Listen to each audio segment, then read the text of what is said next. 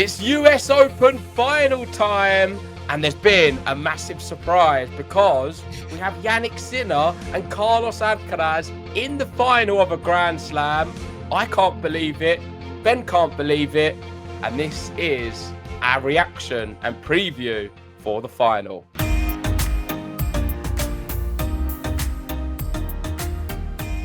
That's right, JG. Who would have thought it? The number one and the number two player in the world have met in the final yet again. And by far, the two best players out there in the universe, and they will collide once more. We had Alcaraz going through against Djokovic in straight sets. JG gave a reaction to that one last night. I'll be telling you my thoughts in a little bit. But we're going to start off with the last match of the day, which was arguably the more competitive one. And we didn't really see it going that way, did we, JG? With Felix Auger-Aliassime, who he gave no chance whatsoever. He actually took a set and played really well. So I think, first off, shout out to Felix for a really good tournament. But you can only do so much against this guy. This Italian, you can take a set, but that's about it. Chapo managed it. It's like the Canadians. They're the only ones who can take a set against Sinner at the moment. Can Carlos Alcaraz do the same?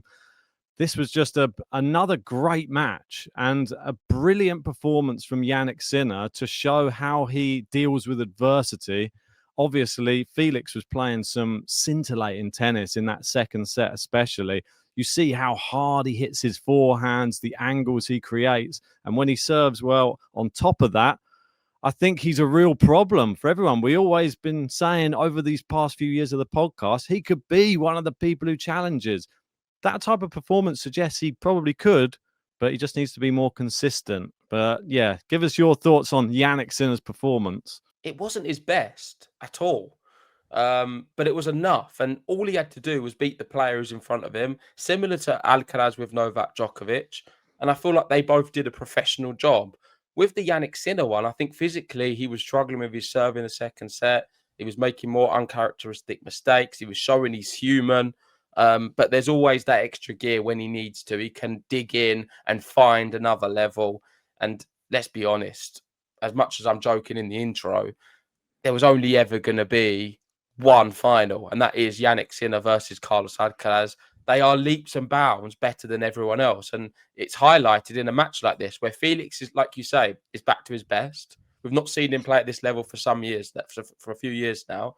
But yet, that best level is not going to be enough for Jannik Sinner, who wasn't feeling his best. And I think that just shows the gap in what we have on the men's tour right now. But credit to Felix. He made it a match of it. I'm really surprised after that first set. I saw the first few sets and then I fell asleep myself, so I didn't catch it all live. But all in all, this is the result we needed for tennis. I feel like I need to see another edition of Jannik Sinner versus Carlos Alcaraz. And for the record, it's the first time in the Open era the same two players will play 3 different Grand Slam finals in the same season. It's been Roland Garros now, Wimbledon, and US Open. I was thinking about it. It might be even longer than these 3 because I can't see anyone, aside from injuries getting involved, interrupting the Sinner-Alcaraz finals. Yeah, I know what you mean. The domination is present. And just to talk about just that match in a slightly more detail of how Felix was able to do so well in that match, I think the serve, if you serve well against Jannik Sinner, that's probably the only hope you have. And I'll show you the stats from the second set. This is what Felix had to do to win a set. 76% first serve percentage, 94% of first serve points won, 100% of second serve points won. And then he won the set. But then you see, as soon as it dropped back down to 67%, 56% of first serves won. Jannik Sinner's level went up, and then you never saw the same level on Felix's serve after that. So credit to Sinner for upping the tempo in that third set. But Sinner did perform quite poorly for his standards. If you go back to that third set, have a look at his first serve percentages. Yeah. It was poor. 40% first serve. He was struggling with his serve, and it was a poor serving day for him. We saw him grabbing I'm not sure what region in his, maybe his abdomen or something. I'm not Mm. sure, abdominals. But physically, is there an injury? I'm not sure. Hopefully, it's not going to be anything which will carry on into the final, because I would like to see them both at their best playing against each other. It will be a big physical test and a battle. And I am going to make a really bad prediction and a sad prediction. It wouldn't surprise me if we see maybe an injury from one of them two players in the final, because I think they've pushed their Oh, bodies so much. No, I genuinely think this. I was feeling like it yesterday as well. When you play at that like ridiculous level, you have to push your body to something which I don't think is humanly possible. And I yep. feel with Sinner coming into this event, we've seen a few different niggles here and there. I'm Yeah. really worried and concerned that he is going to have to force himself to another level completely, which could create some kind of injury for him. So fingers crossed that doesn't happen. But I want to make it as an observation before it happens, because I have a feeling that something like that could happen with these two going head to head, and more likely it being Jannik Sinner than Carlos Alcaraz. So as much as I've been constantly banging the drum for Jannik Sinner, saying he's the best player in the world, and I really believe in him, and I think he's going to win this tournament, I'm not so sure now. And I'm probably edging slightly with Carlos Alcaraz to win the final on Sunday. Well, it's difficult to say because there's really the data to go off with Jannik Sinner when he's had a poor performance or when he's got a slight injury.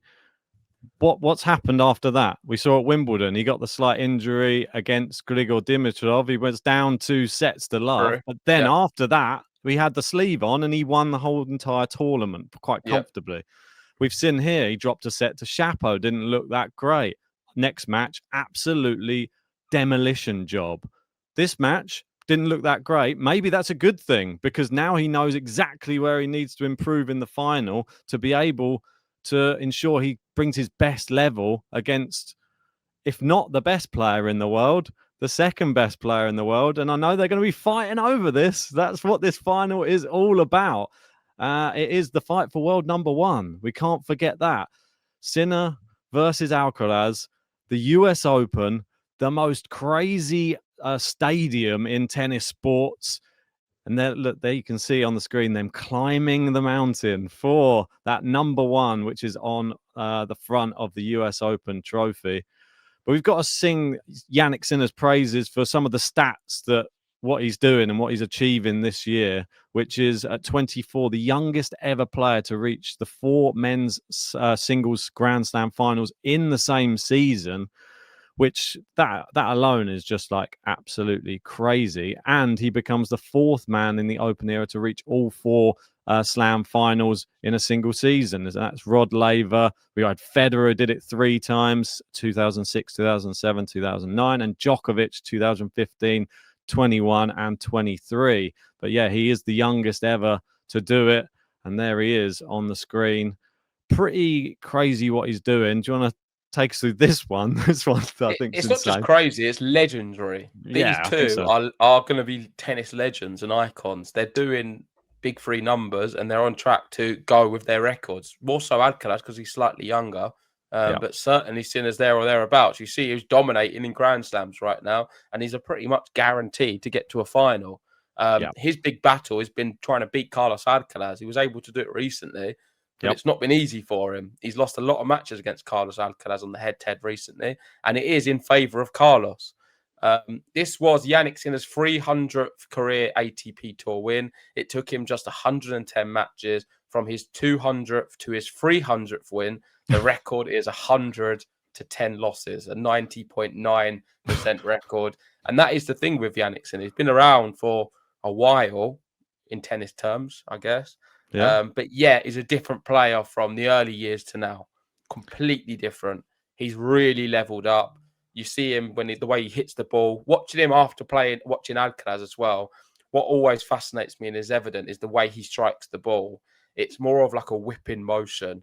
The power just comes from nowhere and it's very pinpoint. I think even more pinpoint than Alcaraz in the sense that he finds corners. He finds lines like really close to the line, and it just has such a nice sound off the racket, which you don't hear of Carlos Alcaraz. Alcaraz is more like I don't know, like a exertion. brunt force, whereas Sinner's is effortless whipping power.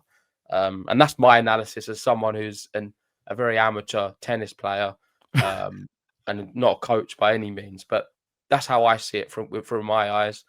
Do you have another one? Another stat? It's not so much a stat, but it sort of ties in nicely with what you were just saying there, because Carlos was asked what was the biggest improvements in Jannik Sinner's game as well as his own. And he said, I think the last 2 years, he's improved a lot physically. His matches are really demanding physically. He's able to play it as 100% during 2, 3, 4 hours. Said, for me, I think the consistency and not having the ups and downs in matches, which that's the one thing that Jannik Sinner has in abundance, that Carlos Alcaraz, he has to navigate that a little bit more than what Jannik Sinner does or did in the past. This tournament has been more straightforward for Alcaraz with straight sets wins all the way through the tournament. And Jannik Sinner's the one who we've seen a little bit more of a bumpy ride, but still always comes through convincingly in whatever set, the fourth set, let's say. I just think it's just incredible what both of them are doing. They're pushing each other to the limit. I think we're really in for another classic, epic final. Remember when they last played at the US Open? I think it's going to be right up there with that one. These two never disappoint when they step on a tennis court. Actually, the caveat, the Cincinnati final was the biggest disappointment, I think, but it wasn't out of bad tennis. It was just illness. But yeah, let's go on to Alcaraz. And no man has ever won the US Open without losing a set. Carlos Alcaraz is a straight sets win in the final away from doing so. Wow, that's big. Yeah, and it is magic how the whole rivalry did start at the US Open. It was the moment where we saw some fantastic tennis match. They played through the night. I remember it finished something like, was it 7 o'clock, 8 o'clock in the morning, UK time, maybe even later. And crazy. That's when everyone started to think, okay, well, tennis is in some good hands. Nadal's retiring. Djokovic hasn't got that much longer left playing. Yeah. And we're still seeing this high level. This is good. And then I think since then they've developed into being more champions rather than players, young professionals who are trying to make a name for themselves. They now have expectation that they should be winning every event they go into. And that's what people think is going to happen. And they're living up to that expectation and not disappointing the crowds. Carlos Alcaraz plays to the crowd in such a great way. The match against Djokovic, I thought, had everyone on the edge of their feet. He was blowing out and sort of having some really funny interactions with the crowd throughout the match. I feel like Djokovic enjoyed this match in a way, in a sick way, because I feel like it was a little bit twisted of Novak Djokovic with his interactions throughout. He was laughing a lot. He seemed to be taking it quite lightly, the defeat, because I think all he's doing is he's having a challenge with himself. He did say about this after the match as well, saying how as long as he feels he can go out there and have the opportunity to play against these best players in your Alcaraz and Sinner, he's going to continue to keep playing because he wants to test himself to see if he can get back to that level or get up to a level which can beat the very best right now. Right now, it's safe to say he can't. But he said he's going to make some adjustments and try his best to get there. But it takes a lot of discipline, a lot of hard work. And you've got to commend him for someone who's achieved everything to still want to put in that level of discipline and determination to be the very best. Takes some real doing, because at the end of the day, who's he having to prove this to? He's done everything. I think that's the main thing, isn't it? He just said he still really enjoys that high level of competition that he gets from, I think, mainly playing these two players. Like, that's the real test for Novak Djokovic, is playing Carlos Alcaraz or playing Jannik Sinner to see, is it possible? And he says, I've lost 3 out of 4 slams in the semi-finals to 2 of them. They're just too good. They're playing on a really high level. Unfortunately, I just ran out of gas after the second set. I think I had enough energy to keep up with his rhythm for 2 sets. After that, I was gassed out, and it definitely showed, because the first 2 sets were just great, so entertaining. That's the one thing that we do get from Djokovic that we don't get from the rest of the tour when they play these two players, is when he even played Sinner at Roland Garros, the sets were incredible tennis, but he just can't quite get it over the line anymore. It's just not enough to be that physical. Well, Well, go he on. made a good point himself, Novak Djokovic. He said, "My starting point is my age, and they've already got that on me to begin with. So I'm fighting an uphill battle, but from the beginning. I mean, I saw Yeah, an image of, what was it, 2008 US Open. You got two little kids in Carlos Alcaraz and Sinner, and there's Djokovic there holding a trophy at the US yeah, Open. So it's a complete different. They've played in different generations. For Djokovic still to be here now is unbelievable, and it's tough for him being 38 years old to compete with these young players, almost half their age, yeah, half his age.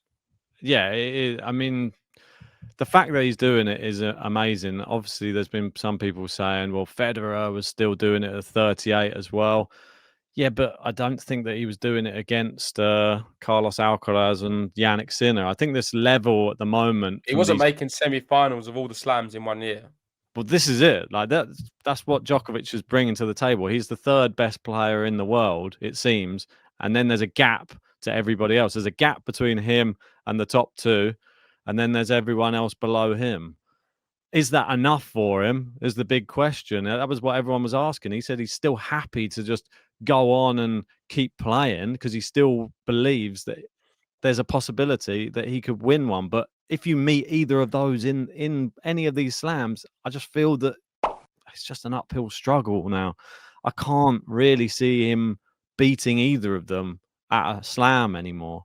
And that's just reality. That's life. I don't think that anybody's under any illusion that Djokovic is going to suddenly roll back 10 years and suddenly become this absolute 5 hour, 6 hour beast where he can beat these type of players. It's just not realistic. Has to accept Father Time has come and it's not his time anymore. I don't want to see him go out and be like going out in first round, second rounds of slams, because that's just not going to be the way to end your career. I like the fact he's still competitive. I like the fact that these matches everyone tunes into, Djokovic versus Alcaraz or Djokovic Sinner, because they're competitive. They don't tune in just to go, oh, I just want to watch Djokovic get walloped, because he's not.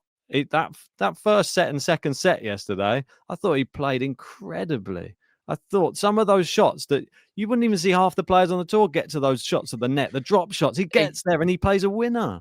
He did do well, and there were some good moments like that, but there was also other moments where you saw him trying to get down low, and he simply couldn't. And I looked at it and thought he's got there just about, but a younger Djokovic or even a younger player gets that one quite easily. He's done all the hard work, and you can see him banging his leg.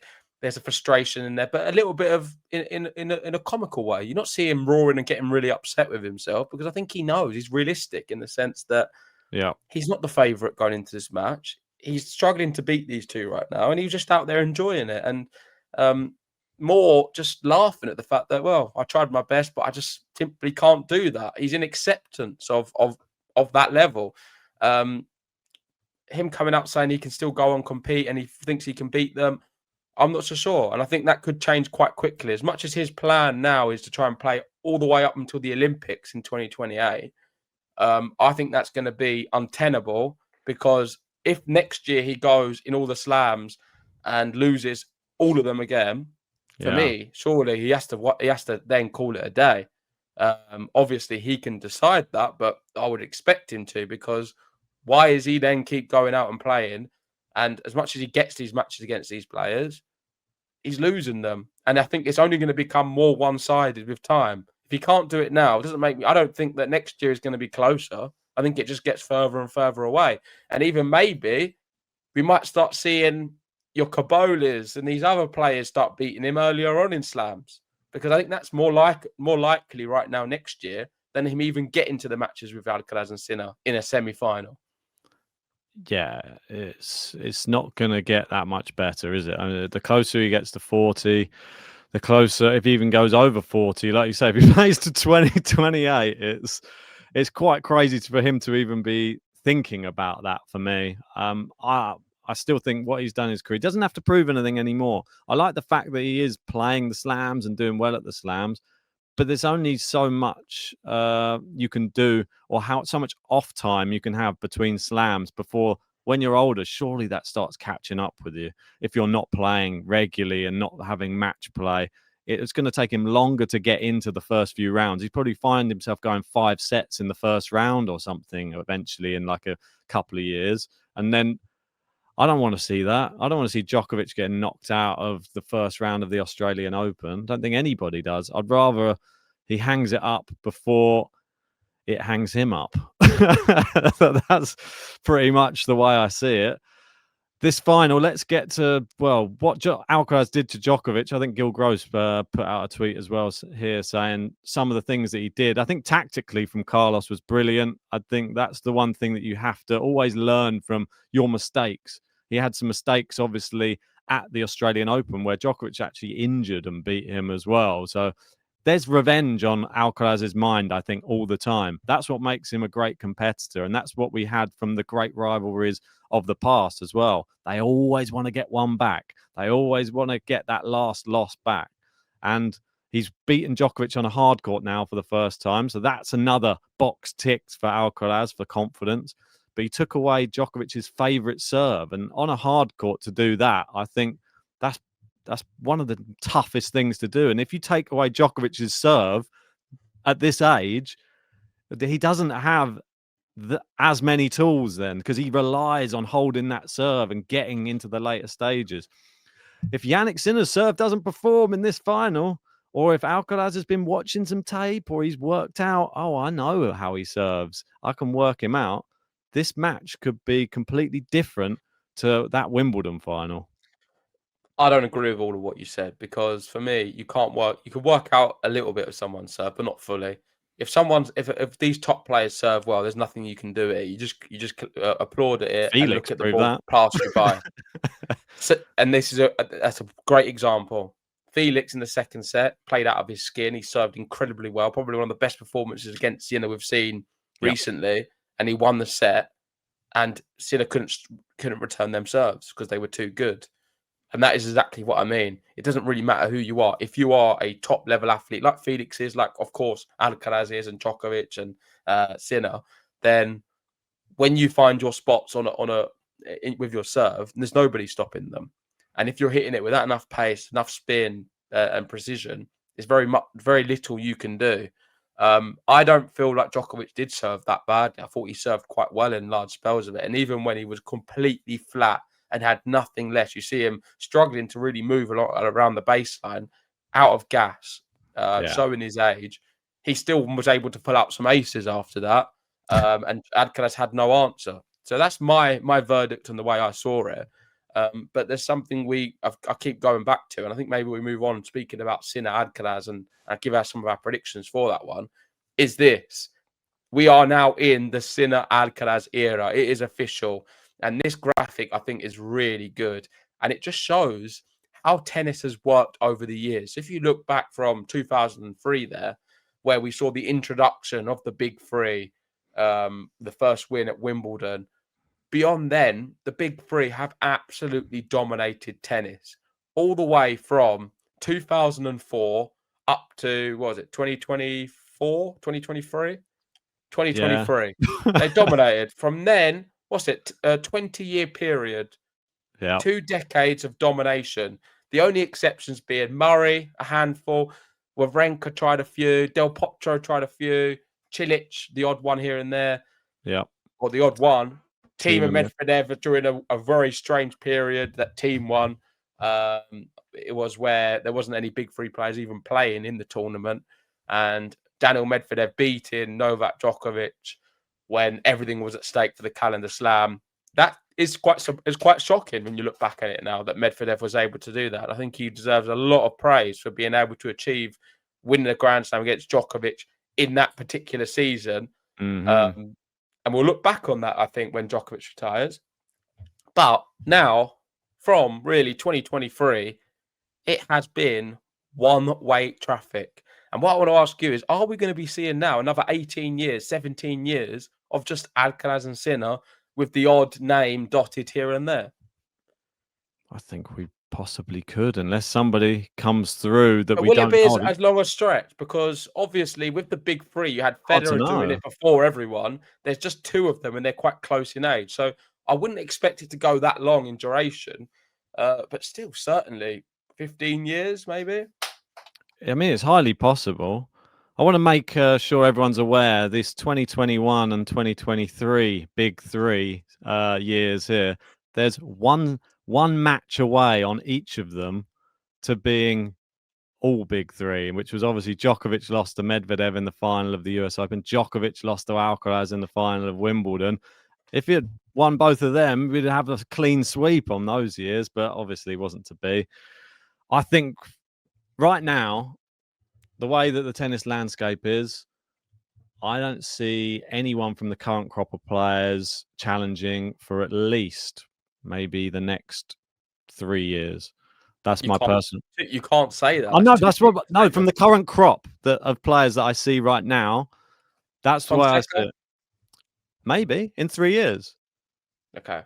Yeah, so that's what I'm saying. I don't think he's anywhere near the level, nowhere close right now. It's like he can't even get past But we've like. got to have one. There's going to be Yeah, maybe it might be next a new. year where we'll get a player win a Grand Slam who's not Alcaraz and Sinner. We It's never. hard. It is hard to see Who? one of them not winning. Well, exactly. Like it's got to be one of them. Like if one of them doesn't win it, then the other one's more than likely going to win it. If well, maybe they're both injured at the same time. There you go. Then we get somebody else comes in. Djokovic comes back just for the US Open in 2 years' Nadal time. comes out of retirement. He's just like, oh, I just heard they're both injured. I'm back in. I've just won the US Open, got number 25, then packs his bags, and I'll see you at the Olympics again. But yeah, I really don't see anybody from these list of players. Could you say Felix or someone like that if No, they were not to really? Felix. Alex But de he did play Minaur? well. I don't know. It'd have to be a big power Draper, hitting. maybe. It'd have to be a big hitting player who has the gas tank to go 5 sets over and over and over again. Because we know, even though they're cleaning up all of these players, these two players are great because we know that they could probably go 5 sets every single round and still be in that final. Yeah, definitely Carlos Alcaraz on that. And I think the only chance of seeing another name apart from Alcaraz and Sinner winning is if we get a final with none of them in there. I think they need to lose before the final because if you have an Alcaraz or a Sinner Yeah. in a Grand Slam final against anyone else, for me they're winning it. Even if they lose the first 2 sets, I just see it going that way, you know. Whereas if we get a final, of course, with 2 other names, then of course one of them will win it, and it won't be either of them two. So I think they need to lose before the final, and that's the only way to overcome them. I would agree. Yes. So let's go into their head-to-head. Obviously, Carlos leading the head-to-head 9 matches to 5, and he won the latest one between them. But it wasn't really a win. It was 5-love and then a retirement in the Cincinnati final. Bit of an asterisk next to that one. Or asterisk, how do you say it? We've got Jannik Sinner won the last competitive match. That was a slam final at Wimbledon. Alcaraz, obviously, the epic comeback from 3 championship points down at Roland Garros. He won that one. And before that, yeah, he was pretty dominant. So Jannik Sinner stopped the rot, and he did it in a slam final. And now we're back in another slam final. 3 slam finals back to back. Will we see it again at the Australian Open? That's the big question as well. Quite possible. I think at this stage, but it's Alcaraz's worst one, isn't it? The Australian Open. So Yeah, definitely. Yeah, it's certainly interesting. Alcaraz, like I said at the beginning, is doing better in this head-to-head matchup. But the last few finals now Grand Slams have gone between these two. It's one apiece. And who's going to settle it for this year? The other interesting thing is Sinner is on 1 Grand Slam less. I believe he's on 4 Grand Slams, right? Alcaraz on 5. Yeah. If Sinner is to win, they'll leave this year with 5 apiece. And he is the favourite with the bookmakers. They have him at 1.73 to Carlos Alcaraz 2.1. And I did say at the beginning of the video, I'm kind of siding a little bit more towards Carlos Alcaraz. I think he should be the marginal favourite based off just the semi-finals alone. Despite saying that, I cannot call this at all. And I'm now so confused more than ever. I think it's a really tight matchup. Of course, there's a lot at stake because the winner of this will be world number one. Yep. Over to you, Ben. I'll let you go with your prediction because I'm not really sure.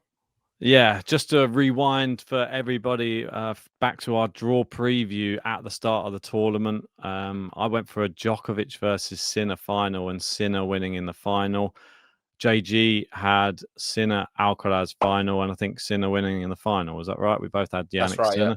Yeah. So let's just get stuck into it. I think that this one is completely different to how I saw this tournament going for both players.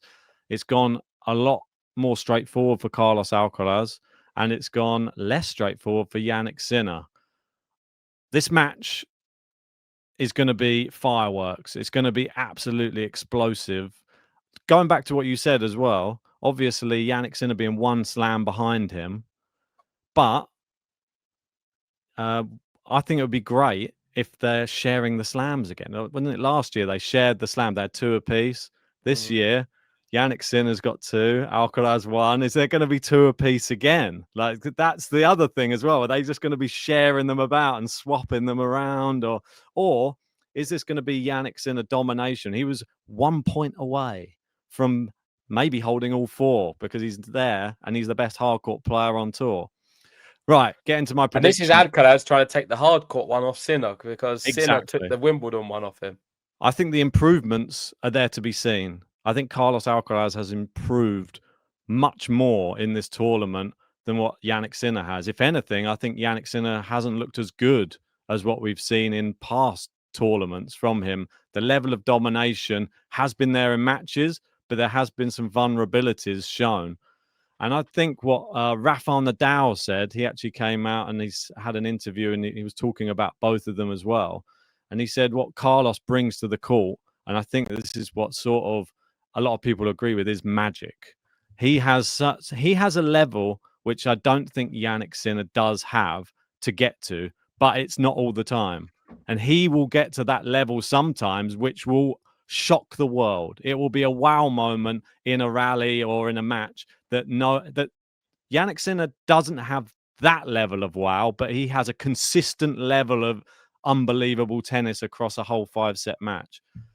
I think that the level of Jannik Sinner is not going to be enough. I think it's going to be really high in this final, but I'm going to be swapping my pick from Jannik Sinner to win the US Open. And I think Carlos Alcaraz wins the US Open in 5 sets. Well, that's funny because I actually think exactly the same. I'm switching mine, which is going to shock a lot of people. I'm also going for Carlos Alcaraz to win. I had Sinner before the tournament. I was super confident coming even in from the quarterfinal stage. There's just something I saw yesterday. I don't know why I felt like I think this is Carlos Alcaraz's time. I think there's not much in it at all. Hence why I'm saying 5 sets. And it could easily be Jannik Sinner winning. And I would not be surprised in the slightest if he goes and wins. But when you've got such a close matchup between 2 players, I think these prediction videos, I think they should be done from the heart rather than anything else because you don't really know. You never know with any predictions, but these ones feel like it should just be how you feel in the moment. And that's why I'm changing it because I think it's so close that any argument's valid. And I'm going to be going for Carlos Alcaraz to win this final, to win the US Open. So they have 2 apiece. And Alcaraz keeps the little gap on the Grand Slams with Jannik Sinner.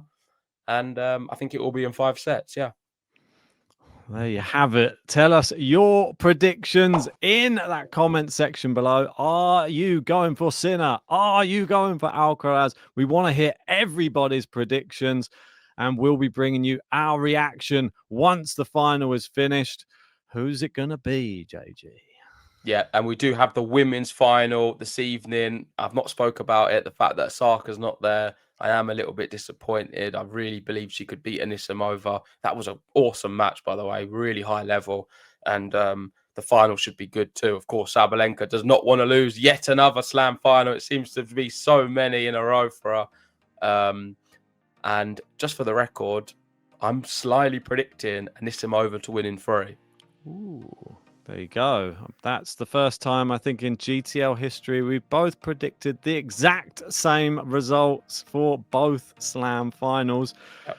The problem was we both picked Iga to win the US Open. That didn't happen. We both picked Sinner to win the US Open as well. Are we jinxing everybody with the GTL curse? Let us know in the comments. If you haven't already, hit the like button, subscribe, and we'll see you tomorrow for more tennis action.